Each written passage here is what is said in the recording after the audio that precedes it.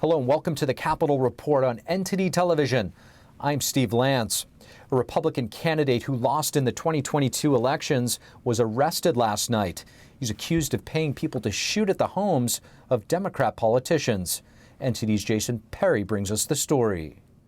Shots came through my home right where I had just hours before been playing with my granddaughter.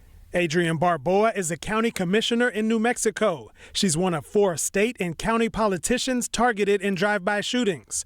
The shootings happened after former Republican candidate Solomon Pena lost his election in November. She said Pena showed up at her home soon after he lost the election for a state house seat. He was saying that the elections were fake, that really speaking erratically. I didn't feel threatened at the time, but I did feel like he was, erratic. On December 4th, 8 bullets were fired into Barboa's home. In the following weeks, 3 other homes were shot at in other drive-by style shootings, and they were all the homes of Democrat politicians. No one was injured in the shootings. Albuquerque police arrested Pena on Monday night. Police Chief Harold Medina said this: Pena, an unsuccessful legislative candidate in the 2022 election, is accused of conspiring with and paying 4 other men to shoot at the homes of 2 county commissioners and 2 state legislators. In November, Pena lost against Democrat incumbent state representative Miguel Garcia by about 3,600 votes, and Pena has repeatedly claimed that the election was rigged. I feel grateful that he's not out there to attack or target anyone else. I'm still shocked. In New Mexico, we have actual access to our elected officials. And so I'm relieved to hear that people won't be targeted in this way by him any longer. The New Mexico Republican Party condemned Pena in a statement Monday night. If Pena is found guilty, he must be prosecuted to the full extent of the law. Jason Perry, NTD News. Meeting with the Dutch Prime Minister on Tuesday, Biden again ignores reporters' shouted questions about his handling of classified documents. A similar scene played out yesterday. Are you sure there are no more classified documents? Biden hasn't spoken to reporters since he read a carefully worded statement last Thursday when the second batch of documents was found. And now, as more files emerge, the White House goes on offense. A spokesperson on Tuesday accused House Republicans of faking outrage. The White House press secretary gets grilled on why Americans are not supposed to feel that way. That's for the American people to decide, right? They also care about the economy, right? They also care about what is the president doing to lower costs, which is... The White House is also getting pressed on why it said a search for documents had been completed, but then more documents were found over the weekend. The press secretary deferring such questions to Biden's lawyers. I know there's going to continue to be dozens more questions probably today, and I will say, reach out to the White House counsel's office. Americans continue to feel like they're seeing 2 tiers of justice here. As Republicans intensify calls for answers, we now know a bit more about who will be leading some of the investigations. House Republicans on Tuesday assigned members to the Oversight Committee, which is demanding visitor logs of Biden's home. To be seated on the panel are Marjorie Taylor Greene, Lauren Boebert, Scott Perry, Byron Donalds, and Gary Palmer. Most of them are known allies of former President Trump. Reporting from the White House, Iris Tao, NTD News. The U.S. is reaching its debt limit yet again, but will Democrats and Republicans find common ground in the process? Here's NTD's Melina Wisecup with more. $31.4 trillion. That's the current national debt. Congress will soon need to act to raise the debt limit, which was last raised by $2.5 trillion in December of 2021. Paying bills that we have already incurred. Federal investments in our defense, in housing and education, in infrastructure. But in a sharply divided Congress, this task won't be easy. Republicans aiming to use the debt limit as leverage to win spending cuts elsewhere, such as returning to spending levels of 2022 or dollar-for-dollar cuts for any borrowing increase. To be able to rein in out-of-control spending. Speaker McCarthy saying now's the time for negotiation. Let's change our behavior now. Let's sit down. He's the president. We're the majority in the House. The Democrats are the majority in the Senate. But the White House is pushing back, saying that this issue should be non-negotiable. As President Biden has made clear, Congress must deal with the debt limit and must do so without conditions. Democrats in Congress accuse Republicans' proposed spending cuts as a way to hold social welfare programs hostage.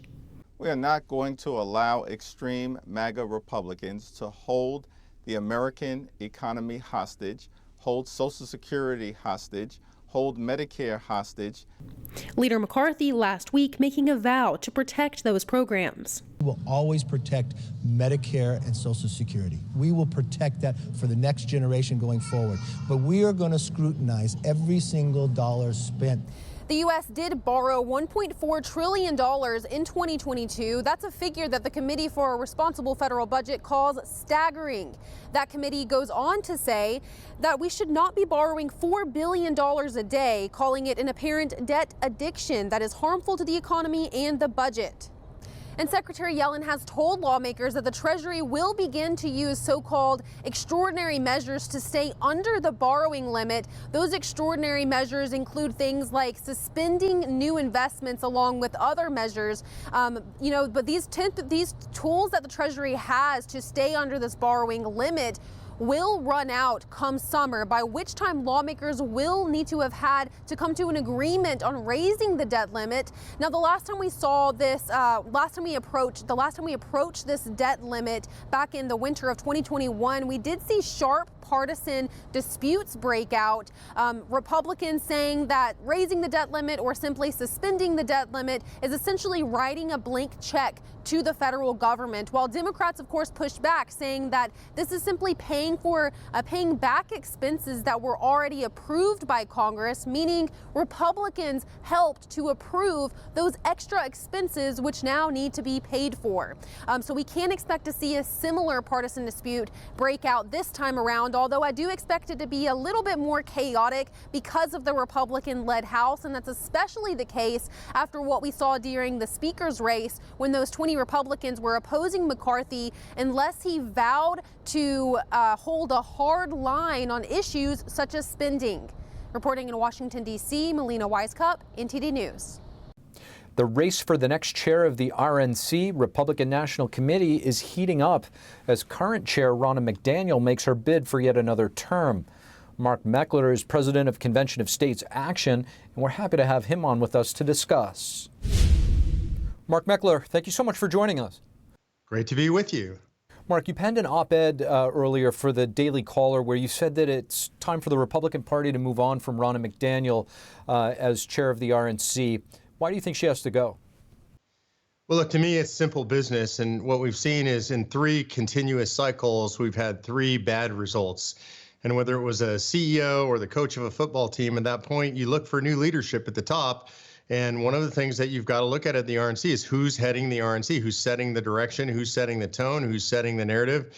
And in this case, that's Ronna McDaniel. And without the results to say that she should stick around for an unprecedented 4th term, it seems she should go. And it seems that Republican voters agree with us. Well, to your point, Trafalgar and Convention of States poll found that 73% of Republican voters say the party should elect somebody else. Now, with that said, have you talked to, party insiders, officials within the RNC and gotten a gauge as to what they're thinking as well? Yeah, I really am somewhat of a party outsider, and I hang out with the grassroots out in the field. So now I'm not really involved in inside party politics. The buzz that I hear on the street is that all the momentum right now is with Harmeet Dillon, but that Ronna McDaniel still definitely has the advantage. Look, she is the insider. She knows the committee, the 168 who actually cast the votes. Much easier for her to lobby them and easier to go with the person than the change. So I would say she's got the inside leg, but all the momentum is with Dillon. You mentioned Harmeet Dillon. You also have Mike Lindell, who's thrown his hat in the ring. Who's your pick, and what do you particularly like about their vision for the party?